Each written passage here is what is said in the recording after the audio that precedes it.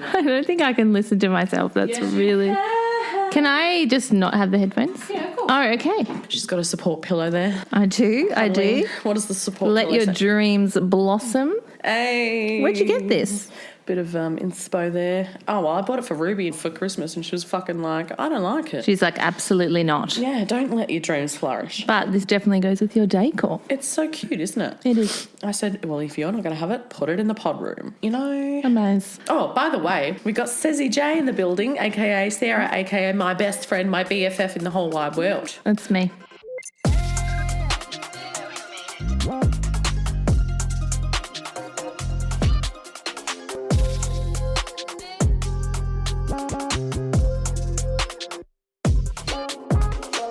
That's her. What an introduction. And she will not be known as anything else.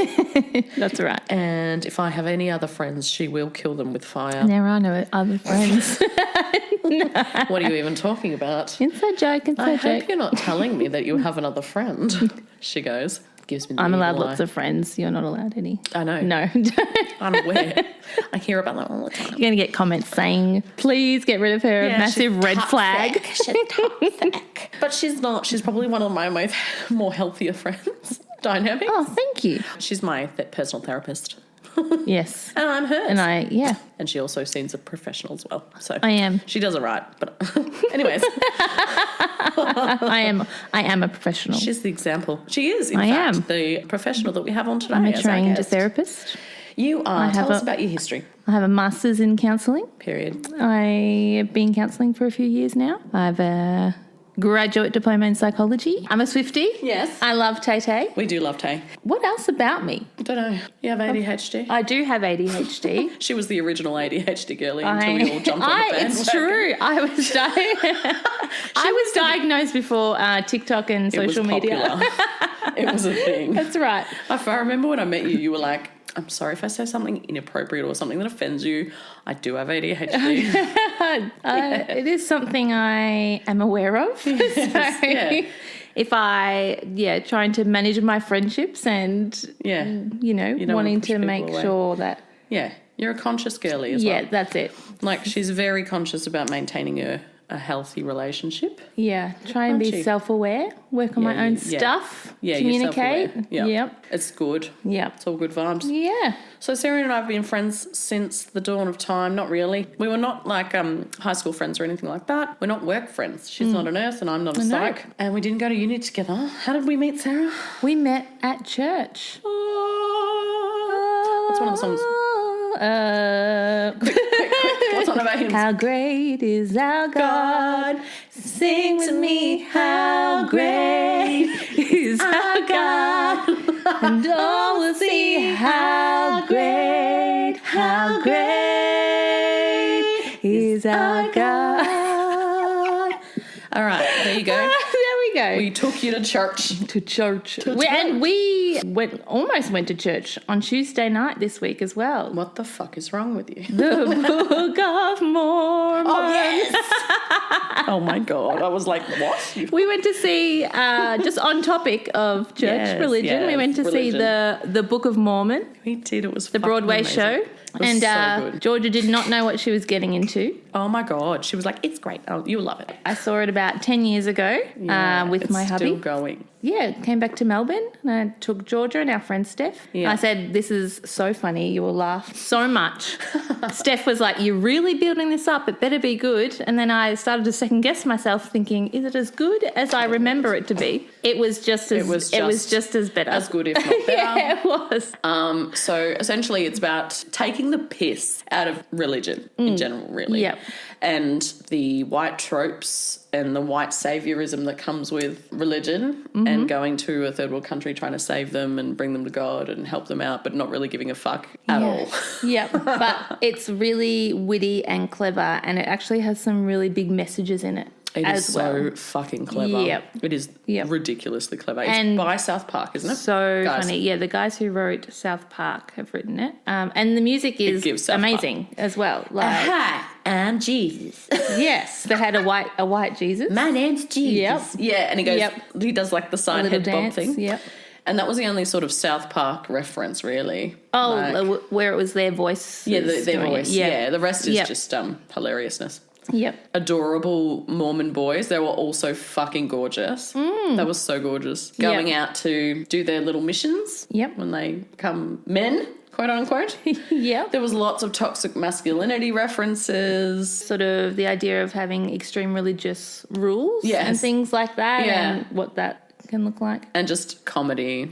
Yep. I have maggots in my scrotum was my favourite part. Georgia was literally just leaning over on like Steph and I, like just laughing her head off. I think she laughed the most in the whole theatre. But I just felt like it was so good though. It was so good. Also, I felt like because you were just not expecting what was coming. It's so crass and like it's exactly my sense of humour, and I wasn't very ready crass and very clever. Like it's just so witty, clever, so well done. Yep. I'm blanking on anything funny right now, but it was so good. The dances were amazing. They did tap numbers. Like they were all so in sync. And they talked about how nice Mormons are. Yeah. And part of it was there was a song called Just Turn It Off. Like, just turn off your feelings. Whatever you're feeling, just turn it off and be happy. And so that was... But it's also a reference to men just shoving shit inside and not expressing their emotions healthily. Yep, and probably especially in, like, the church and in religion and not allowing themselves to... feel. Yeah. It's like, and then they did I didn't baptise anyone today. Turn it off! Just turn it off like a light switch. And then the lights went off and then they turned back on and they're wearing like pink sparkly vests. I was like, how the fuck did they do that? I was thinking the same thing because I was like the tap dancing didn't stop. Where did those vests come from and how did they get them on? I think the tap dancing sounds were pre-recorded. That's my theory. I don't know. But the music was live. Yeah. Yes, they did. They had an orchestra. Yeah. You're right. What the fuck? Now I'm confused. Something to Google. How did they get the vests on? But they also did that with that the hell scene where they're all dressed up as fucking demons. The spooky Mormon hell dream. And then dream. 2 seconds later they're in Mormon clothes. It's theatre's white amazing. Down shirts and a fucking tie. Yeah. And I know it sounds sometimes even the way I explain it, I feel like it sounds just super offensive, super crass. But it is that's so the beauty of it. Clever. It's been on Broadway for maybe like 15 years. It sends a really good message. It doesn't send a bad message. It sends a great message. It's been to Melbourne. It's very lefty. It's come back. It's gone to Sydney. Dark humour in lefty. America. Caveat. Surely. If you're easily offended by racism, sexism and homophobia or and anything shit like that, like it really just highlights it as a part of life, not that it's a good thing. And I've had a lot makes fun of it. I've had a lot of other friends from church who have gone to see it and who have really liked it. Hilarious. Yeah, they really liked it. Yeah. Yeah, it's basically picking on religion. Like if you were really fucking in an extreme way. Staunch. If you're an extremist. Yeah, exactly. Yep. Like they hump the air and they hump each other and they do, don't they? Yeah.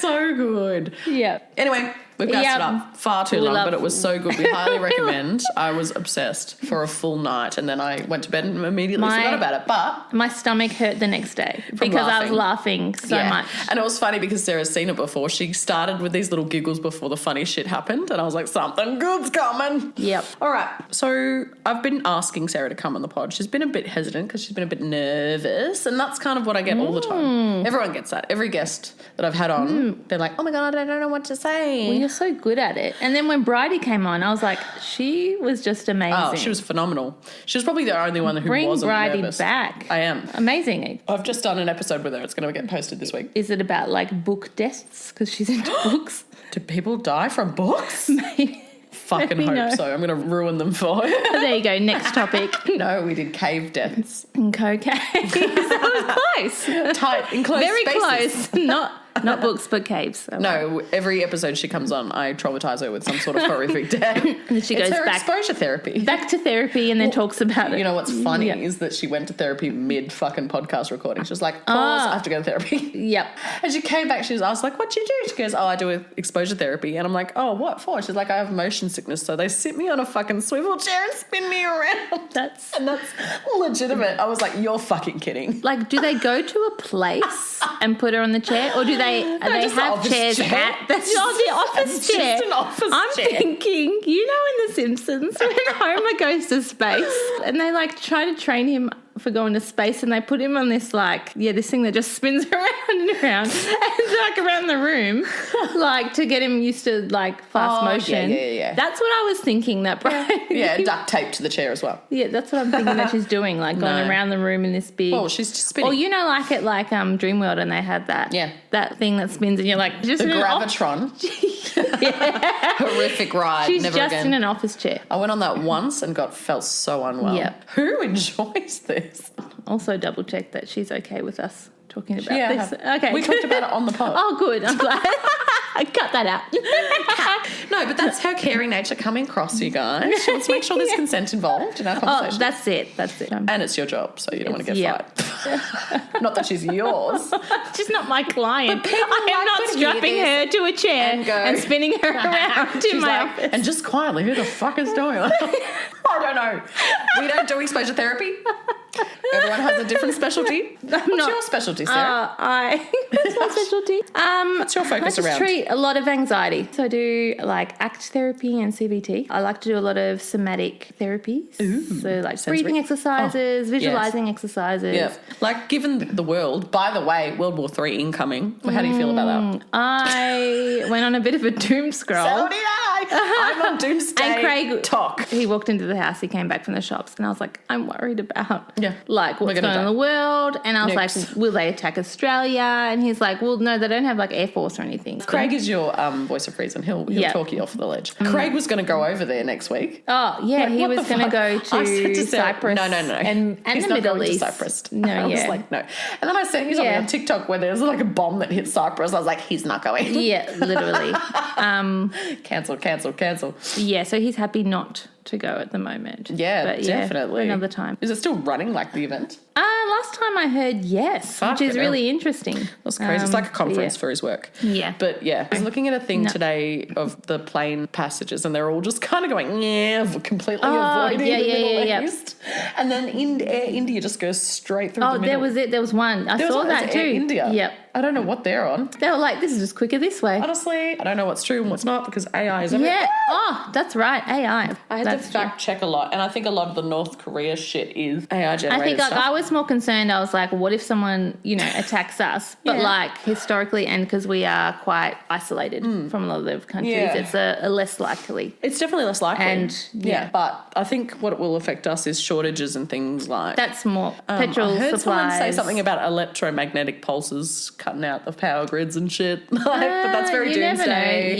Yeah. I don't know if that's actually. It's just obviously petrol's gone up.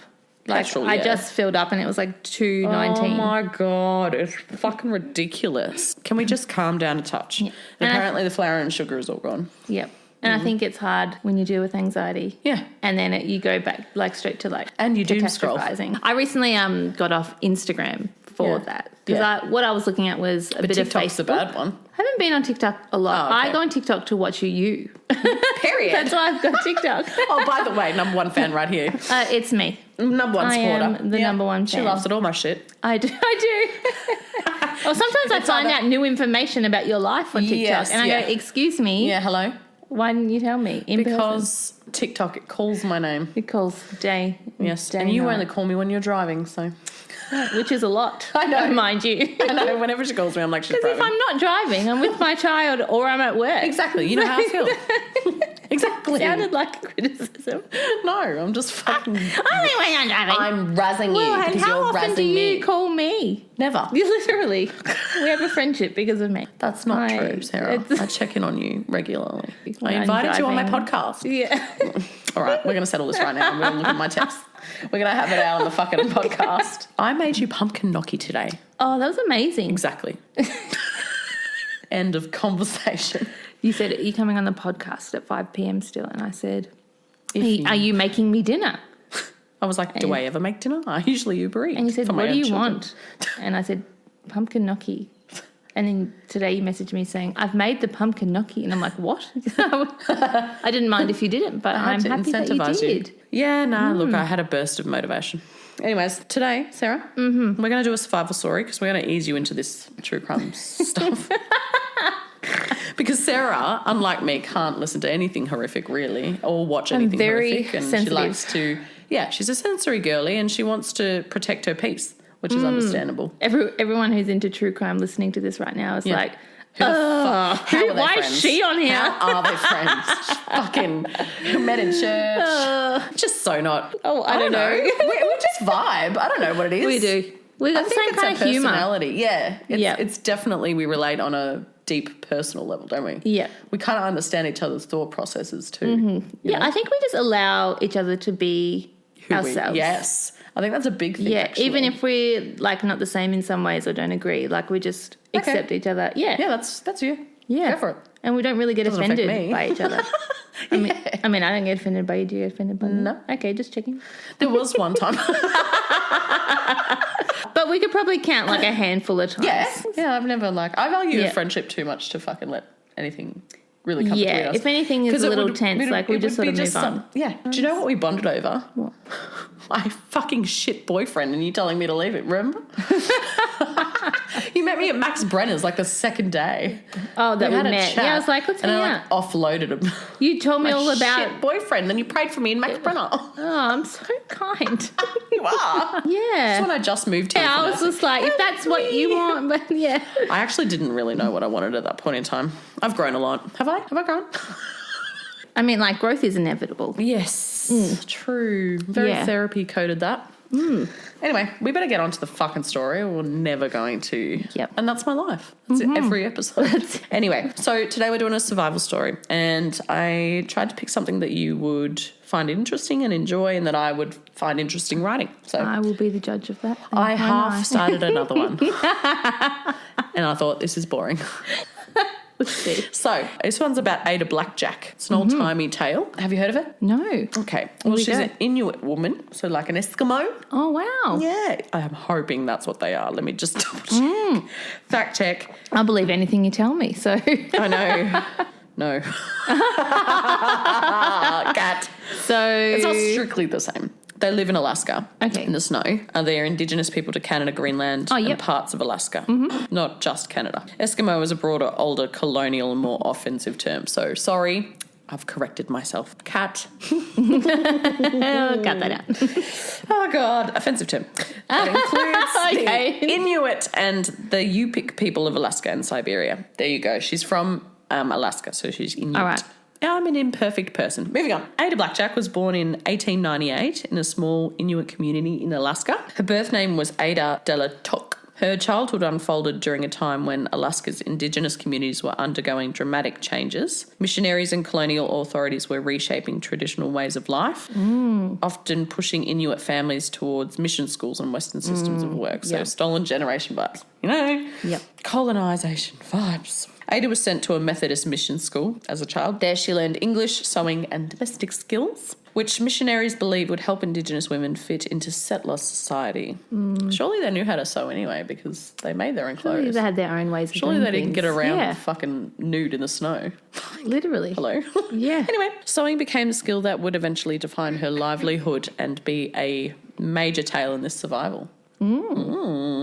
Her adult life was extremely difficult, so not much changed from her childhood. She married a guy called Jack Blackjack. If you No believe it or way. not. Wait, Jack Blackjack. Yes. No way. Wait. That's the best. Iconic name. It's like you just made this story up. I know. I did not. He was an Inupiat hunter from Alaska. Ada married him when she was still quite young, living in the region around Nome, Alaska. She eventually had a son named Bennett who developed tuberculosis, unfortunately, at a young age. At the time, tuberculosis was devastating. Indigenous communities in Alaska, the treatment was expensive and often required sending patients to distant sanitariums away from home. Ada faced an impossible situation. She was abandoned by her husband. She needed money to care for her child, but opportunities for Indigenous women were limited. And where she lived in Nome, Alaska, poverty was common and medical care was limited. What do you think she'd do? Take a wild guess. Wait. No idea. I feel really like the trying to obvious thing picture is it. sex work, but it's not what she did. Well, you said Back- sewing. Is it sewing? Oh, true, yeah. Fuck. Yeah. I gave it away. Oh. No, I didn't. Oh, okay. Single mum, olden day timies, Indigenous woman, no husband. Bad news, Yeah. bad vibes. Sick son. Like, what kind of opportunities does she have? Zero. Yeah. Sex work, probably. I would say. So you don't have the answer. Is that what you're saying? Well, you do. I do have the answer of what she did because it's integral to I her thought story. I was just like, we just keep guessing. I was like, are you I just guessing? wanted you to guess because I thought maybe you would say sex work. Oh, no. I have no idea. I'm trying to follow the story because you're saying it verbally, so I'm trying to imagine it in my head at the same time to really... Are you following it okay? I think so. With your ADHD Yeah. and everything? Sometimes I zone out when people tell me stories. I'm focusing really hard. Great. I'm I'll break it up with so chats. good. Does that help? Yeah, sure. It helps me. Anyway, because Bennett, the kid, was so ill, Ada couldn't properly care for him and earn money at the same time. Eventually, she had to place him into care of a mission orphanage so he could receive treatment and shelter. But that costs money. And for Ada, that was devastating. Not because she didn't want him, but because it was the only way to keep him alive. And even then, the odds were not good. Then in 1921, an unusual job offer appeared. The Wrangel Island Plan was an expedition that was conceived by the controversial Arctic explorer Vilhjalmur Stephenson. Stephenson was already famous for his bold and sometimes reckless theories about Arctic survival. He believed the Arctic could be lived in comfortably if explorers learned to live off the land rather than relying heavily on imported supplies. Okay. Stephenson also had a political motive, of course, because... he's a man. Our white man? Yeah, of course. He believed Wrangel Island, a remote island in the Arctic Ocean north of Siberia, could potentially be claimed by a Western nation if settlers occupied it. You know, much like what's going on today. At the time, the island was essentially uninhabited, so they were like, that's ours. Yep. Shotgun. Yeah. The thing is, he sent other people to go and fucking survive out there and not himself. Anyways. That's how leaders work, don't they? Yeah, exactly. Sometimes Everyone fights for them. Bad leaders. They sit in their fucking office. Orange hair and say everything's going tremendous. I was like, hello? We've wiped out who all are their you talking weapons. about? Oh, I do. Everything's going tremendous. I definitely haven't started World War III. Anyway, Stephenson organised a small group of young explorers who would travel there, live for a year, conduct scientific observations and prove the island could support human life. Did you hear what I said? Live for 1 year out there alone. Specifically, please live for 1 year. Yes. And then report please back. survive. If you If we don't hear survive, from you, we assume you failed. we assume you are no longer. Yes, unfortunate. The group he assembled consisted of 4 young men: Alan Crawford, their expedition leader, Fred Maurer, Milton Gale and Lorne Knight. They were ambitious but inexperienced. Mistake number 1. Stephenson decided the group should also bring a seamstress and a cook. Oh, The wow. men could hunt, but someone needed to repair their clothing and prepare their food because that's a woman's job. Anyway, so they began looking in Nome, Alaska for an Inuit woman who could fit that role because she'd be cheap. Recruitment didn't happen through formal advertisements the way it would today, though. So expedition members asked around town, they contacted mission communities, and they spoke with local families looking for work. Eventually, someone suggested Ada because she was known to be skilled at sewing, particularly repairing fur clothing, a critical skill for Arctic survival. When the idea was first presented to her, though, Ada did not want to go, clearly. She reportedly said she was afraid of polar bears. Valid. Yep. Nervous about the Arctic environment and uncomfortable leaving her son. I reckon the Arctic is much worse than fucking Alaska. So Bit how colder. far is it? I'll tell you. Oh, okay. Yeah. All right. It's just across the sea. Just across the sea, casual. yeah. And then you're like leaving your child as well. Yes. Yeah. Yeah. And then, Like she could visit him at this point, but like, the pressure to make money and... yes, Yep. she wasn't having, she didn't have any income to pay for his medicine and that. Yep. But she was also in an extremely difficult position financially. The expedition promised steady wages, which was rare in that region at the time. They would allow the wages... She slowly pushes her mic closer. I was like, I don't know if I'm Trying to be subtle. I just was like, she's not wearing her headphones anymore. I'm like trying to listen to you. Yeah, that's okay. If it's too loud now. It's loud enough, I can see on the thing.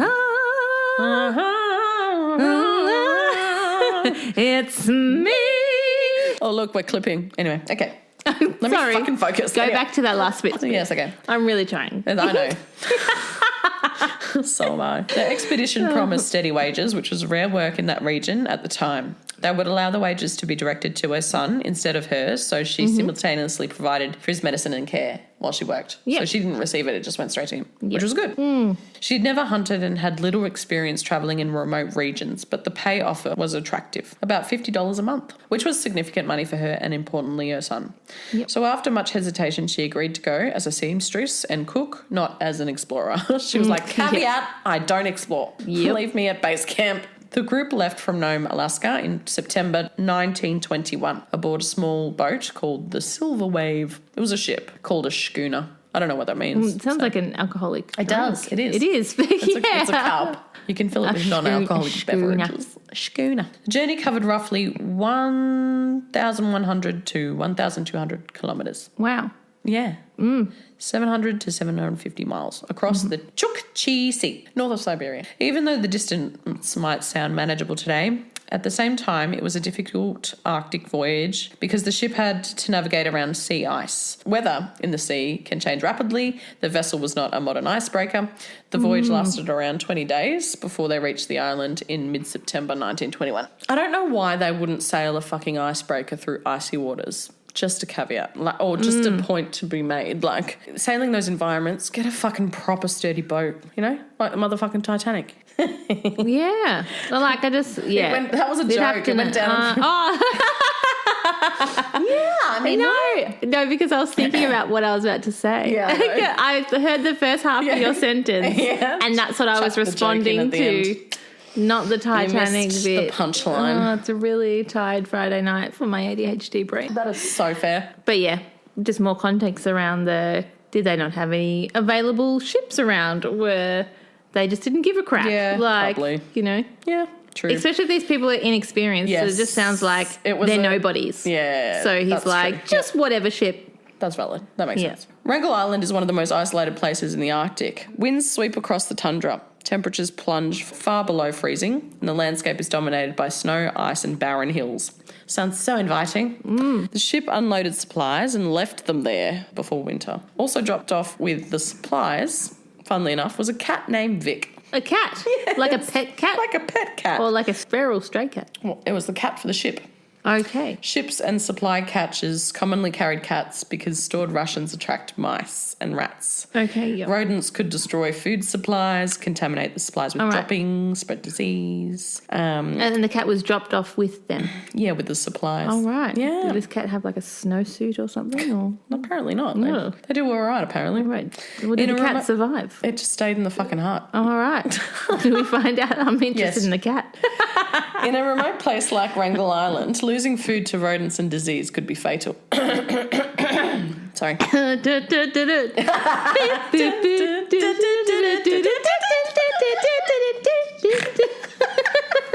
Oh, God. It's a me. I'm Mario. Fucking hell. Her brain's malfunctioning, guys. It's going off. Good luck editing this. I know. It's all going to stay in. Cunt fucked.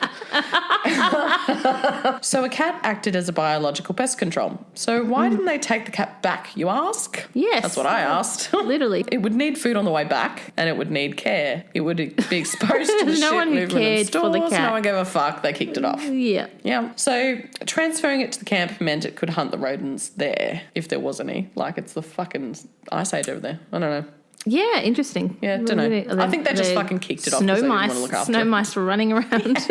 From a logistics standpoint, it was simpler to let the cat stay with the group. So Vic joined the expedition, and he turned out to be very important to Ada. Oh. On your Vic. So the timing of the drop-off turned out to be crucial. By the time a ship departed the island, Arctic sea ice was already forming around the entrance and closing the access area to the camp, meaning no ship could return until the following summer, which was the plan anyway. So they began to construct a camp and began preparing for winter as planned. Initially, the situation seemed manageable. The men hunted seals, birds, and polar bears. They had rifles and some supplies. Their plan was simple: survive the winter, conduct research, and wait for a resupply ship the following summer. So they were to stay a year, so they had enough food and supplies and equipment and stuff. So literally just living there. Yep. Just Checking and out the exploring land. the Yep. livability of the land. And then giving the feedback back. Yes. Yep. Ada's job was cooking, sewing, and maintaining clothing, which was critical in Arctic conditions. The men relied heavily on her sewing skills because torn clothing in freezing temperatures could quickly become deadly. Soon the winter turned to spring, and the group looked forward to the supply ship arriving and replenishing their stores. So they survived the first year. She's a year away from her son. He's still alive, which is good. As the ice began to break up during the warmer months, the men started watching the sea constantly. They knew that summer was the only window when a ship could reach them. So they developed a routine: climb to a higher ground looking over the coast, scan the horizon with binoculars, look for smoke, sails, or movement in the distance. They repeated this again and again over a number of weeks. Each time they saw nothing. So wait, can we? Dun, dun. So there was no plan. There was a plan. Oh, okay. They were supposed to come back. Oh, okay. So they're waiting and they're waiting and they're wondering. And back in the day, their only means of communication was letters via the boat. Yes. Yes. They had no idea what the fuck was happening. So they're like, surely around this time, Something might have happened to the boat. The ship's coming back. He might have sunk. Yep. You know? So every day they're like, is this fuck ship is this coming? Like, Exactly. And this was the plan. yes, What's happening? that's it. All right. Following. Eventually summer came and the expected supply ship did not arrive. Historical records indicate that a supply ship did try to reach the expedition, but ice conditions prevented safe passage. The ship either turned back or failed to break through to the island. Either or, you know? They tried and fucking failed and went back. Or Yep. the weather warms and breaks up the ice, which can be dangerous and potentially sink ships, the floating chunks. So still it can be very fucking dangerous, as Yep. we've learnt from the Titanic. Yes. No go Although- for vulnerable supply ships. Oh, yeah. Yeah, they're only small boats. But from the island perspective, the explorers saw no ship on the horizon, no supply, and no communication. But they didn't know whether the ship had sunk, been delayed, or turned around. They were left alone wondering. The uncertainty was devastating. 100%. Yeah, because they Like- need the food. Yep. Even though they were meant to hunt and they could hunt, they still relied heavily on imported Yeah. food, and they were desperately aware that the delivery would likely have brought flour, rice, canned meat, dried beans, sugar, coffee, tea, salt. A variety of things. Yeah, Yeah. hard biscuits, chip rations, possibly preserved veggies, you know, vitamins and stuff. Hunting in the Arctic is unpredictable. If seals or polar bears weren't available, they needed backup food to prevent starvation and, importantly, prevent scurvy. They were also expecting replacement of additional gear, including ammo, gunpowder, medical supplies, fuel for stoves, etc. Arctic equipment breaks down quickly due to extreme cold and constant wear, so you often need to replace it. Yes. Yeah. Yeah. So hunting will be extremely difficult without replacement ammo as well. So they're getting a bit panicky now. Yep. Fair. Because Wrangel Island has almost no trees, timber had to be shipped in.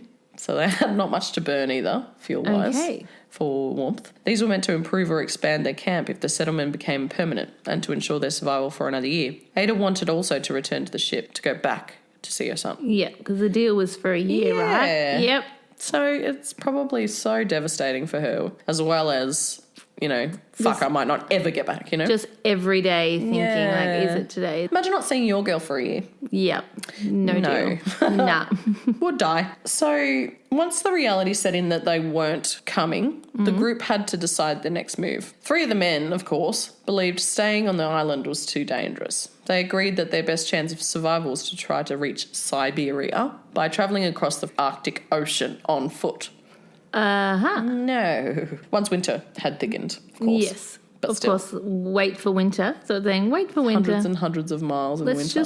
just walk there. Walking on the frozen ocean. Oh my gosh. So, goes without saying, their plan was incredibly risky. The distance to the Siberian coast was roughly 150 to 200 k's across unstable sea ice. Yuck. No. But they anxious just believed thinking about it. the ice might hold.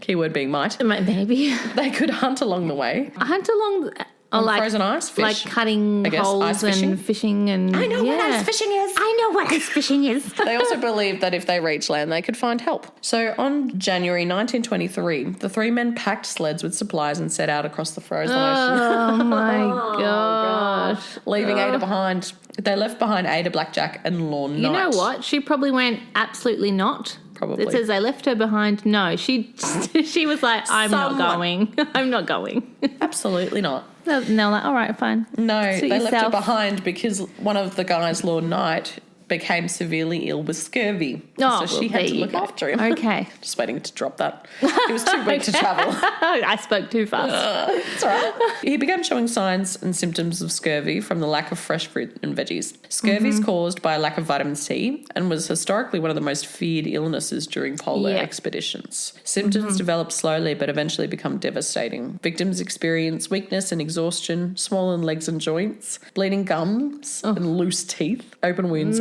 that refuse to heal. So you basically rot. It's horrible. Eventually the body just breaks down. Why does scurvy make me think of like a pirate thing? Because they also used to get scurvy. Okay, Scurvy. Miss Scurvy. Scurvy. My open wounds. Knight's condition steadily worsened and food supplies were shrinking. The three men bravely set off in the hopes for salvation and disappeared into the Arctic. They were never seen again. What? Really? You're kidding. No way. You're joking. Who would have What thought? happened?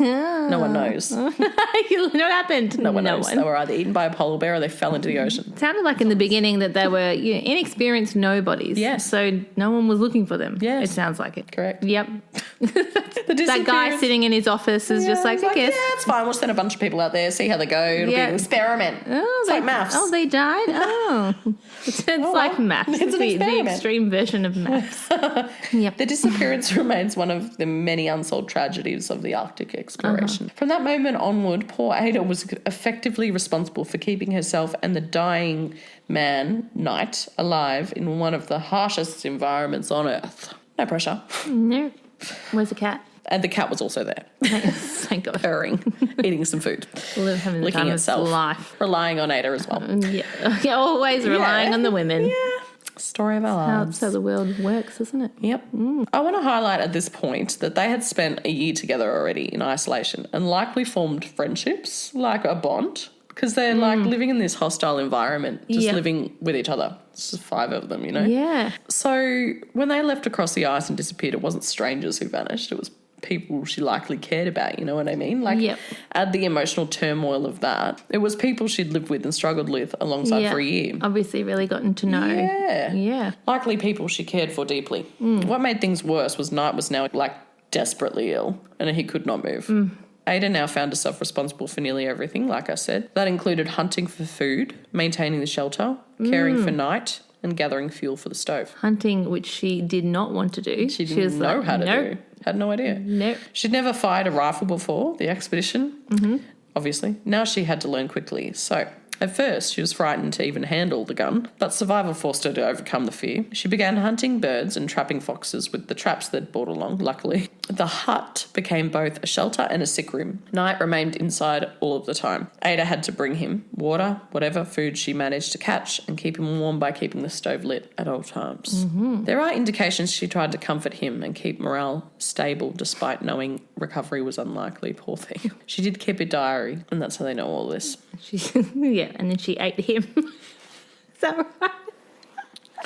I'm not going to tell you. She cared for him and then ate him. There have been instances of people eating people to survive. I'm not going to tell you if this is one of them. And then she ate the cat.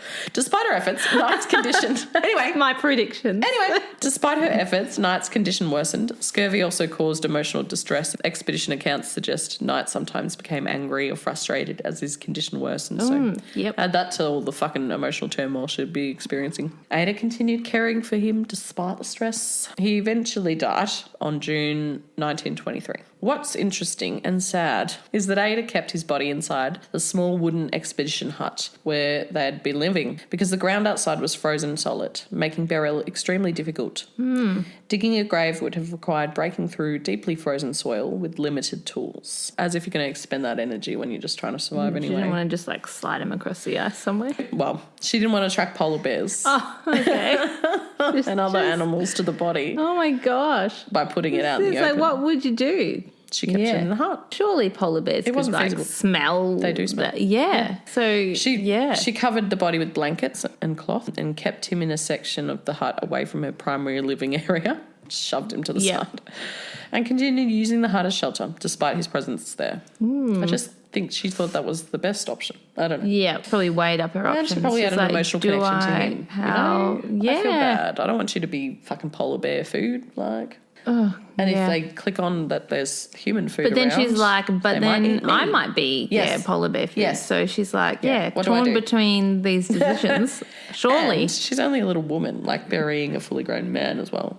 It's a big expenditure Is of she a energy little that woman? she should be conserving. Oh, is that, yeah. That's what's been reported. Is that right? I don't know. Okay. I'm assuming. Maybe she's taller. Maybe she's huge. Maybe he was a little man. Maybe. You're right. Mm. I'm assuming. Now, Ada Blackjack was completely alone on Wrangel Island.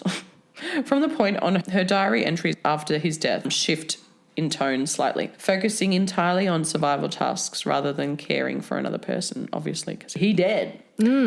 So, the months that followed were the most extraordinary part of her survival story. Ada later wrote that immediately after Knight died, she was terrified. For several days, she barely slept because she believed polar bears might enter the hut, probably because of the body. Because it would smell. Yeah. It would smell less because it's cold, Yeah. but, you know, also the Did it hut's say being how kept long warm. she kept him there for? Like how many nights? I don't know. I'll have to see. The island had the largest population of bears in the world, funnily enough. Yep, of course. Poor Ada. They were known to attack the camps. She kept the rifle beside her constantly. Camps. So were there already There must have been, like, anyone. people there beforehand? Maybe. At night, she sometimes stayed awake listening for sounds outside. She began, Yep. I know, horrible. I know. Yeah. Yep. I You're know like, that "You've done feeling. I mean, I haven't Camping. been in the same. You're not a camping girl. I haven't been in that situation for But sure. I have heard a possum and it was terrifying. Some growls out there. Yeah. You know. Are there a koala? Look, or you a say possum? camping. I'm like in a cabin. I'm not even in a tent. Yeah, but they're still fucking loud, and aren't it's they? still like, what is going to break into my cabin? No, it sounds like a like, monster. I'm not at home. Like, know. where is this? True. Are the gum nuts falling on top, like, of the cabin going, doom, doom, doom. True, The wind true. happening. Yeah, and if it rains on a tin roof, Yeah. it's like, Yeah. It's so many sounds. there's so many sounds in the bush. Yeah, but I'm not Ada. No, I'm not scared of you're polar not bears. all alone in the fucking Antarctic. Anyway, Nope. she began by hunting birds that nestled on the island cliffs. She later learned to trap Arctic foxes, which became her primary food source. Fox meat was not ideal nutrition, but it kept her alive. She skinned them carefully and preserved their fur, which she used to repair clothing and bedding. Her diary entries from this period frequently mention fox traps and whether she had caught anything that day. Some entries simply note, disappointed when the traps were empty. No. Another obstacle she had to overcome was the weather. The wind on Wrangel Island became brutal. Storms often lasted days on end. Did it say what the hut was made out of? I think it was a proper sturdy Arctic hut. It was a proper driftwood. Okay, maybe not. The wood originally bought from the ship that they entered on. So it's just some... The frame, packing crates, wooden boxes and broken equipment pieces. And canvas from tents. The cloth canvas from tents was stretched over the wooden frame to reduce drafts. Acted as insulation against Arctic winds. There you go. Yeah. Must have been pretty It's amazing heavy the whole thing canvas. didn't fall over. That's I think what I'm thinking. the men built it. So if I built it, it would be fucking falling over. Yep. One of its important features is they pack snow against the outside walls. Okay, yeah. So it's like an igloo. Because it's, solid. That makes sense. Okay, back to the story. Snow would bury the hut and freeze the door shut. So it had a door as well. Yeah, wow. Ada had to repeatedly dig pathways just to get outside. So she's just constantly using up energy, isn't she? Trying to survive. Yes. Without the heat, the hut could freeze solid over and she wouldn't be able to get out. Oh my gosh, how terrifying. Fucking hell. So in order to keep the fire burning, she had to find fuel, which was scarce in the Arctic. So she had to find driftwood, scraps of equipment, anything she could find that would burn. Like eventually that would run out, you know? Yeah. To add to this horrific tale, polar bears are one of the greatest danger, like I said. Yep. Ada frequently saw them wandering near the camp. Absolutely not. Yeah. That's Just having a look, having a No, little no. sticky beak. no thank you. Like having a sniff. He's like, oh, she smells bad. She hasn't washed for a while. Maybe not. In her diary, she describes moments when bears approached close enough and she could see them clearly. She slept with a rifle, apparently. I would too. Poor thing. Sometimes she fired Terrifying. warning shots to scare them. Her concern was that her ammunition at that point was running really low. Yep. So she would only fire if they got really, really, really, really close. Just stressful. So she rationed bullets carefully. She used them only for hunting if the prey was close range enough and a high value target, so something that's going to provide a lot of food. She shifted heavily towards trapping as the ammo deceased. Just fucking brilliant woman. Like, so resourceful. If a bear had decided to break into the hut, she likely would not have survived. So she kept a distance and remained as hidden as she could. So she was kind of lucky in that regard, I guess. Months passed with no human contact. She continued writing in her diary about wanting to live for Bennett, hoping to return to him and fear that she would die before she saw him again. She wrote about praying every day to get home to him. That motivation, getting back to her son, is often cited by historians as one of the things that kept her going during these months alone. Yep. Something to look forward to hope To live for. Yeah. While she survived, she stayed sane by speaking to the expedition's cat, Vic. Come on, Vic. It's just her and Vic. Vic's the hero of the story, isn't roughing he? it out in the Arctic. As if it were a person. He became their only companion. The emotional toll of the isolation was enormous, and animals can play a surprisingly important role in survival situations. Yep. The presence of another living creature can help people maintain emotional stability. And Ada wrote about the cat frequently in her diary. Yep. She fed it scraps of fox meat and often talked to it during long nights. I'd talk to the cat too, Queen. Yeah, for sure. Whenever she caught animals, Ada tried to preserve the meat. In the Arctic, this meant freezing it outside the hut. She would mostly hang meat where foxes or bears could not reach it easily. What's that, up in a tree? Oh, they don't have trees. I don't know. That'd be interesting to On find a out. string, maybe. This allowed her to store food for periods when hunting failed. However, foxes were not always easy to catch either. There were stretches where she went days without success. Ada did something incredibly important that likely saved her life. She kept the camp exactly as the men had organised it and did not move. She maintained their equipment, supplies and structures. If she had abandoned the camp to wander the island looking for help, she would almost certainly have died like the others. Instead, she stayed where a rescue ship would expect to find survivors. So, she survived there for a while. In August of 1923, nearly 2 years after the expedition. So he died in June of 2023, and then she was rescued in August. So the body was in there for a month. 2 months. 2 months. Yeah. Wholly alone for only 2 months. So that's something. But kept the body in there for 2 months. Yep. And she had Vic. She had Vic. Yeah. Imagine if Vic tried to eat the fucking body. Well, I thought this is where that was going. I know. And that is how she survived. No, She just ate her friend. Yep. Her and Vic together. Just So nearly 2 years after the expedition had begun, a rescue ship finally reached Wrangel Island. Now, you might be wondering what the fuck is up with that, as I was. Here's what I discovered. we'll just go back Summer. next year. Yeah, pretty much. Just That'll be see if they're there. When the second attempt to reach the island failed, the ship returned to Alaska. They reported that it could not safely reach the island due to ice conditions, and there was uncertainty about whether the group was alive or just stranded temporarily. Mm-hmm. So no one immediately assumed everyone was dead. They just assumed delay was possible and that it would be fine. Oh, wait, so they turned around again? No. They came to deliver supplies. They saw that the way was dangerous, so they were like, nah, we'll go back. And Went then, back, reported that it was too dangerous, and they were like, okay, we'll just go back next year. Yep. Leave the nobodies on the Yeah, it'll be island. fine. Yep. When they went back, the crew did expect to recover bodies, Yep. though. So they were like, we're fuck going 'em. back to get something. We're going to go back to get their bodies. Yep. Clear up this mess. Instead, they found Ada Blackjack alive. She'd lost weight but was still functioning, maintaining an organised camp and surviving on fox meat.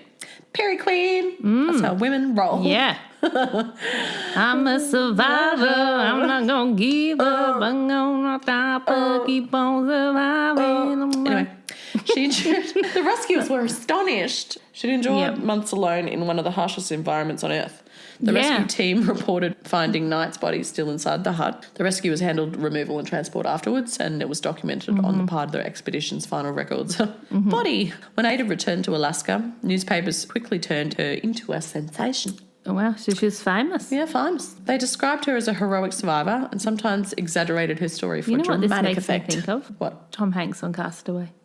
Yeah. Yeah. Kind of that vibe, isn't it? Yeah. He Just thought he came was back dead. and they were like, oh, that's amazing. And then he wanted to sleep on the floor and not the bed because he was Yeah, used bless to, him. And he you know, wanted living with Wilson. Wilson. Yeah. Wilson. Yeah. Anyway, that's a made-up story. Ada is the real The story. real deal. Yeah. I was looking through options and there are sea survival stories much like that though. Yeah. One was like an 11-year-old. Oh, my God. crazy. It's too much for me. Is that too much? Oh, so Can't do much kids. emotion. So much. Yes. Some reporters called her the female Robinson Crusoe. Anyway, Or she's, anyway. she's just a woman. Or she's just who did herself. amazing. Yeah. But the fame was short-lived. Ada returned to a quiet life, continuing to work as a seamstress. She Yep. rarely spoke publicly about the experience. Her focus remained caring for her son, who she was reunited with. Isn't that Oh, it's nice? amazing. Over time, historians began to question the decisions of the instigator of the fucking... The man in his office. Yeah, Wilhelm Stephenson. Putting the nobodies on the island. Yeah. Yep. Critics argued that the Wrangel Island expedition had been dangerously unprepared. You think? Really? Yeah, what? Crazy. The young men who went were enthusiastic but lacked the experience of veteran polar explorers. Yeah. Like, at least send people with He's knowledge. like, look, inexperience means I can pay them less. Yeah. They- And you'll go naively. Yeah. Yeah. Some historians believe Stephenson pushed the mission forward largely for publicity and political ambition. Otherwise, he would have gone himself, surely. Yeah. The tragedy of the three missing explorers raised serious ethical questions. Ada Blackjack's survival story is remarkable for several reasons. She was not a trained explorer, unfamiliar with hunting before expedition, placed in a situation she never expected to face, yet she adapted and survived. Her story highlights not only human endurance, but also the often overlooked role of Indigenous women in Arctic history. Yeah. While many explorers became famous for their expeditions, Ada Blackjack quietly endured one of the most extreme survival situations ever recorded. One of the most striking things about Ada's diary is how understated it is. She rarely dramatised her suffering. Many entries were simple notes about weather conditions, animals she saw, just chilling out there, whether she caught food that day. So there wasn't a whole lot of like emotional outpouring in the diary, I don't think. Yep. Just documenting.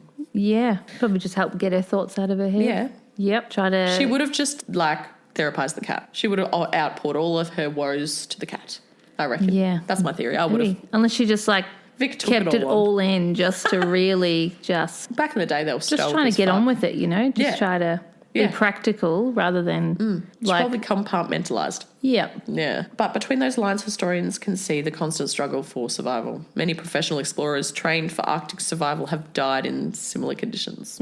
Ada Blackjack survived because she adapted quickly, remained disciplined, stayed at the camp instead of wandering, and continued hunting and maintaining shelter, keeping busy. Her survival is now often studied alongside famous Arctic expeditions. Isn't that cool? That's amazing. The end. What an adventure. And that's the end of the story. Happy ending. Yeah. All the men died and the woman survived sleigh. Yeah. And the cat, I'm assuming. And the cat. I didn't know if she Women took... and cats. I'm going to see if she took the fucking cat home. Yeah. We didn't know what happened happened to Vic. I wasn't quite done with the research when you turned that's up. the most emotional connection What she made. happened to Vic, the cat? Vic the cat went on to go and make his own sitcom. Oh, the fate of the cat, often called Vic, that lived with Ada on Wrangel Island. It's one of the quieter mysteries of the story because the historical record is actually not very detailed about what happened to it after the rescue. The reports from the rescue expedition in August 1923 indicate that the cat was still alive at the camp when they came to rescue. Oh, okay, so she didn't eat the cat. It did survive the winter alongside Ada. Okay. It remained near the hut when rescuers arrived, so it did not die during the isolation period, but did they take him back? The cat was taken off the island as well. Okay. And then Most where? accounts suggest the cat travelled back with Ada and the rescue team. This is where documentation becomes unclear. They don't give a fuck. They're like, really. whatever. Go It may wherever have you been taken want. to Alaska, lived out there. May have been rehomed after survival. It simply Surely Ada would well be like, documented. I want the I would have cat. taken the fucking cat. Surely she did. Unless she just sort of wanted to leave it all behind, have no, you know, just get on with her life. Maybe it was a pain in the ass. Maybe she hated Maybe him. shut in the heart. Maybe it whined like my cat. It's just always at your face. I'm so annoyed that they didn't take note of where the fucking... He was integral in her mental fucking... It could have been an annoying cat. He must have been. Maybe she was like, I don't need another thing to look after I've just looked after a man with scurvy. Yeah, and she's like, I just myself." can't do this. I just want to Let's go focus home on and have a me holiday. and I need a holiday. my boy, you know? True. Yeah. I would have been very attached to the cat. I would have knows? had to have taken that cat home. Yeah. But that's me. I'm not Ada. And I It's probably like, I would have just died want out to there. go. Just want to go home Honestly, I wouldn't have survived. and not eat fox. Ew. Yucky. No more fox. No fox given. That's interesting because the last episode that Bridie came and did, there was a story that she told about a man who survived in a crevasse by eating his sled dogs. But I think, and they died of vitamin A poisoning from the meat. Oh, And then she mentioned they ate the liver, and that's where it was. So I'm thinking, don't eat liver if you're going to eat an animal that eats meat. I mean, She mustn't have. You know? if you know what the liver looks like, then yeah. Well, it's dark brown, very large. Yeah, you're flat you're organ. medical. I'm not. I've never Do you seen. not know what a liver Never looks like? seen a liver. Wow. I'll show you. If you had put a whole bunch of organs in front of me, some I could go, yep. That's an intestine. That's an intestine. That's a heart. Yeah. Yep. Lungs, you'd know. Yeah. You'd know. Probably wouldn't know a spleen if it slapped you in the face. Liver, kidneys, look, can't even. Come on, a kidney. It's like a kidney bean, but dark brown. Yeah. And have you seen a kidney in real life? Yeah. Yeah, I have not. Okay. We take them out. And you're like, oh, this is so obvious. We take them out, I'm put like, them in. You look at these things all the time. Excised tumours. Yeah, you're right. Very true. Have you seen a brain? I have. No. She's just like, I just study the processing of the brain. Yeah, that's right. The brain, how it works. You're just physical. That's right. We just chop shit up. Physical. I remember asking you about brains and stuff. And be like, do you watch them cut open bodies? Yes. And you're like, yes. And I'm like, what? It's like another life. I spent the pandemic staring at brains through a microscope. Wow. Because that's the only surgery people were allowed to get, because it was like brain surgery. It was life or Like death. life. Yep. Yeah. Yep. Aneurysms and shit as well. I once got in huge trouble for bumping a microscope while a surgeon was like trying to clip an aneurysm. It's an accident. I'm sorry, I accidentally. It's an accident. It's an accident. He's like, can you move away? He like stared at me above his glasses. Did he call you nurse? Don't touch the microscope. I was like, okay, sorry. You could say that in like Snape's voice. And Yeah, it was very Snape. Don't touch It was ancient as well. the microscope. But fair enough. Like, Yeah. delicate work. You're trying to save people, not kill them, Yeah, right? totally. Yep. Yeah. Here's me, clumsy me, fucking swinging on my chair. Swinging on the chair. But you know how you wiggle on... Woo, surgery. Chairs. I'm the nurse. I was watching the fucking screens because you either just had to step out. You're doing a great job, surgeon. Keep up the good work. You're doing great. I'll just be over here. Not bumping the microscope. Anyways, how was your first episode? You did great. It was so fun. Yeah. Yeah, Easy, isn't I had it? fun. Although, like, I have doubts of, like, my volume in the microphone, so good luck. Yeah, come this way. You're not even in front of it. I know. That's why I was like this the whole time. So now I'm thinking That's all right. I ruined the whole thing. You won't have. Can you just turn up my volume? No. Because if I turn up your volume... Because I'm trying to talk to you and look at you. It's all right, Yeah. as long as you're in front of the mic. You're currently not. You know? You're overthinking it, Sarah. Relax. I've got maggots in my scrotum. We'll call the doctor. I am the doctor. Go and see the Book of Mormon now. America. Coming in to save motherfucking day. America. So they don't. They just fucking invade countries for their Because they resources. do nothing.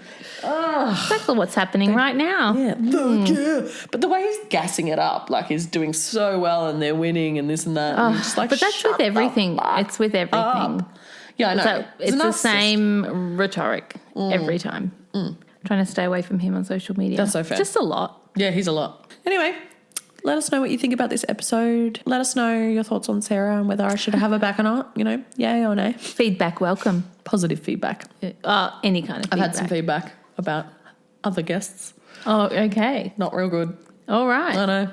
But you know what? You don't have to always like the guest. You can still that's all right. return. But I think you can give some feedback. You can totally give that's feedback.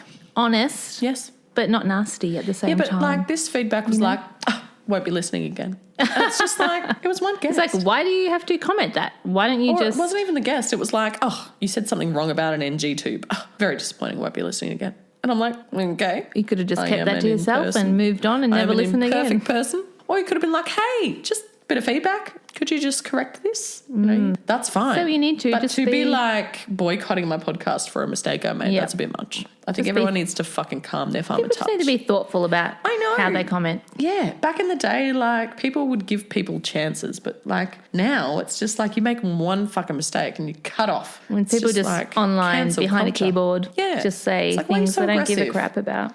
I didn't do Yep. anything to you. Don't even know you.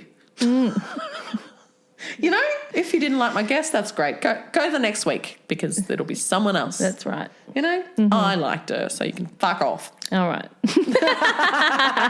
This is where we calm down. I have to get off my chest. It's healthy. You're allowed to. I'm allowed to. Say what you want. It's your podcast. It's my fucking podcast.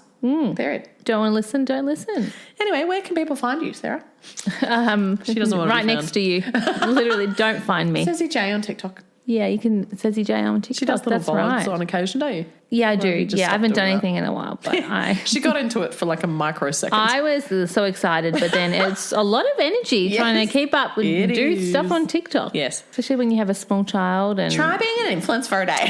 oh gosh. It is lots of work. It's a lot of work. Like- and that's what she was trying to say. But video, like trying to video everything, you know, it's a lot. Yeah. Yeah, and then I feel like sometimes when I did want to make a video, I was missing stuff because I was actually videoing everything and not really taking Correct. it all in and being in Yes. that space. And it's a constant. And then the editing and then, Yes. you know, is Posting. this right? Yeah. Getting the right song. Hashtags. Yep. I remember messaging you being like, what's a good hashtag? Like, whatever you like, babe. I don't And really just being do. really thoughtful about what you want to post too. Yes. Some people, I feel like, just post whatever they want. Yeah, and anything, like me. But I just yeah. fucking get on there Yeah. and say my thoughts. Because Yeah. it is a lot of work. And sometimes it's easier when I'm laying in bed and I have a thought, I'll just put it on there and be, Yeah. hey, I posted today. Go me. Yep. Well done, me. And sometimes my takes aren't great. And definitely the world lets me know. Yep. Oh, thank you for that. Thank you, world. Thank you and fuck off. The end. The end. All right, signing out. Thanks for coming on. Love you. Thanks for having me. You can find us on Instagram at Nurse Ratchet Podcast, and you can email me with feedback or requests at nurseratchetpodcast@gmail.com. Could you please rate and review and share the show, and also consider becoming a subscriber because you get episodes early. Love you. Bye. Love you a long time.